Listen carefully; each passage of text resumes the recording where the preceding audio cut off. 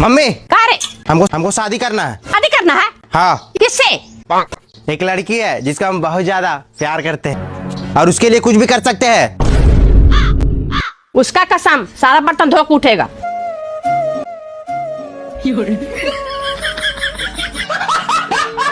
भगवान से जो मांगने मांग लो। भगवान अगर ये मेरा नहीं हो तो इसे अपना बना लेना। मंगल भावनाया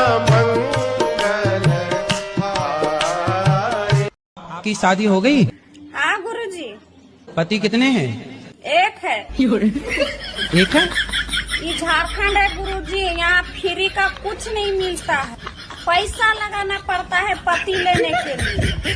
हम लोग के पास उतना पैसा नहीं है कि दूसरा खरीद पाएंगे। आपकी शादी हो गई? बेटी के ससुराल वाले खराब है, बहू के मायके वाले खराब है, क्योंकि हमारे यहाँ ऐसा ही होता है। बेटी का पति राम है, अच्छा, बहू का पति गुलाम है, क्योंकि हमारे यहाँ ऐसा ही होता है। बेटी हमारी मेहनती है, बहू हमारी सोती है, क्योंकि हमारे यहाँ ऐसा ही होता है। बेटी जुबान चलाए तो नादान है, बहू जुबान चलाए तो चंडाल है, क्योंकि हमारे यहाँ ऐसा ही होता है। बेटी की सास शैतान है, बहू की सास भगवान है। बेटी के ससुराल वाले खराब। अपने पति से पूछकर ही काम करती हूँ। सुनिए जी, आज पनीर की सब्जी बनाऊं या आलू की सब्जी? पनीर हमारी फेवरेट है, पनीर की सब्जी बनाओ। आलू की बना दी है, खा लेना। तो फिर पूछ काहे रही थी? शादी के वक्त पंडित जी ने कहा था कि पति से पूछ कर काम करना, ये थोड़ी बोला था कि मानना भी है।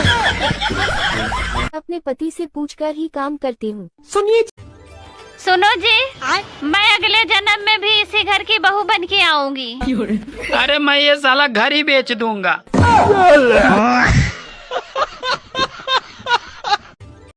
आज पति का फोन आया, बोल रहे थे बाबू घर आ जाओ, याद आ रही है। सच में मेरा भी मन उल्लू लुल्लू हो गया। पता नहीं किसका पति था।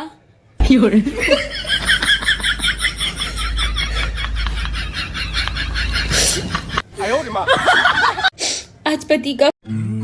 सुनो, ये सैटरडे संडे ना हम दोनों खूब एंजॉय करते हैं। परफेक्ट आइडिया, मंडे को मिलते हैं फिर। कसम खा के कहो दीदी कि हर जन्म में आप मेरे ही नंद बनकर आओगे।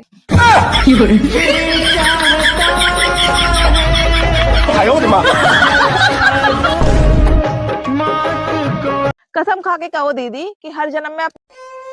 सुनो जी, तुम इतना परेशान क्यों हो? अरे यार, बैंक वाले अपनी कार उठा ले गए। क्या बैंक वाले कार को उठा ले गए? हाँ, उठा ले गए। पर बैंक वाले कार को क्यों उठा ले गए? अरे बैंक का लोन जमा नहीं किया था, इसीलिए उठा ले गए। काश मैं सोने का हार न ली होती तो ऐसा न होता। हाँ, काश मैंने भी शादी बैंक से लोन लेकर की होती तो कितना अच्छा होता। बात कुछ समझ न आई, कमी का हमने पाई। सुनो जी, तुम इतना। भाई हमारी ना शादी तय होने वाली है। आए तो कल घर में जवान कलेश मचाए थे, एकदम समझ लो सब हमसे एकदम उबिया गए, एकदम जीना हराम हो गए। जब तक प्यार से थे शादी तय होने की बात ही नहीं हो रही थी, उबिया गए थे एकदम। आए जोन जोन कलेश मचाए कि सब एकदम शादी फिक्स कर दी है मेरी। कह रहा है तुम किसी तरीके से जाओ यहाँ से, मेरा घर खाली करो। हम क्या ठीक है, खाली कर देंगे, हम चले जाएंगे इस घर से, कोनो दिक्कत नहीं है हमें। लेकिन अगर मेरी विदाई पे किसी ने कला पसारा, किसी ने फालतू में रोना धोना किया, तो कसम से कह रहा हूँ अगर कोई ऐसे आके पकड़ा जबरदस्ती और रोना शुरू किया, ऐसे पकड़ेंगे घुम्मा मार देंगे।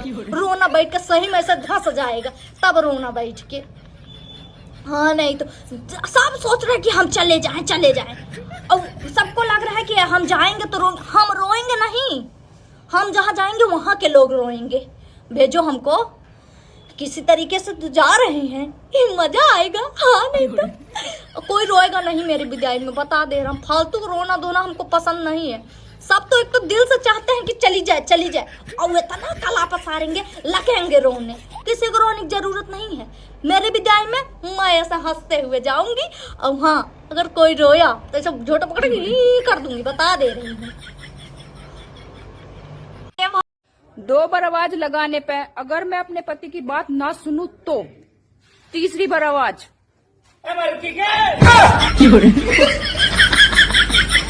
2 बार आवाज लगाने पे मैं तो कह रही हूँ ससुराल में इतनी सख्त बन जाओ बहनों, प्याज के सिवा कोई दूसरा रुला ना सके।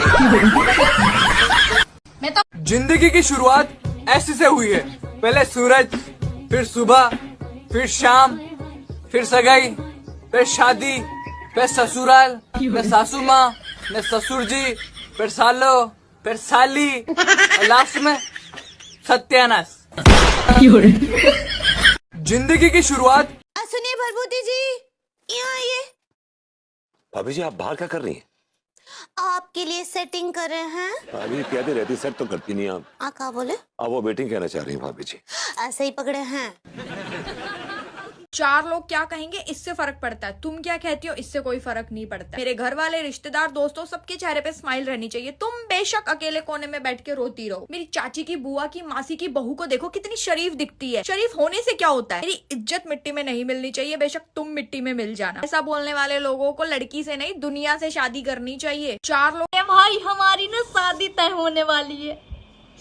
आए तो कल घर में जवान कलेश मचाए थे, एकदम समझ लो सब हमसे एकदम उबिया गए, एकदम जीना हराम हो गए। जब तक प्यार से थे शादी तय होने की बात ही नहीं हो रही थी, उबिया गए थे एकदम।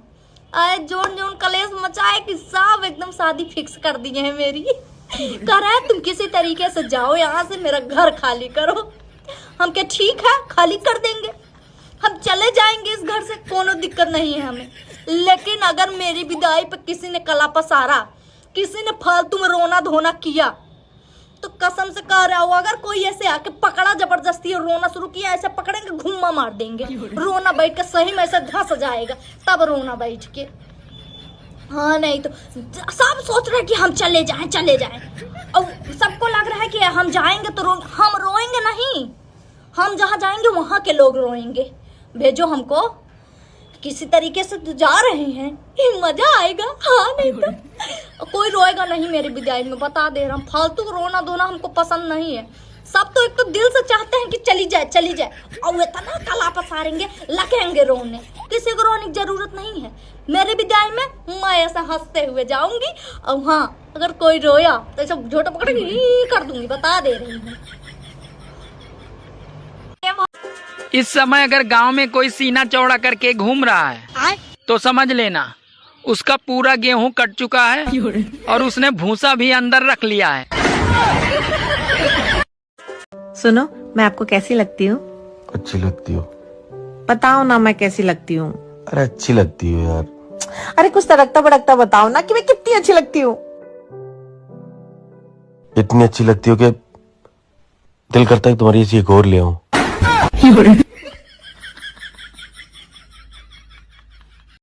शादी क्यों नहीं करना चाहते आप? सर हम शादी इसलिए नहीं करना चाहते हैं क्योंकि इस बार हमारा आम बहुत फरा हुआ है।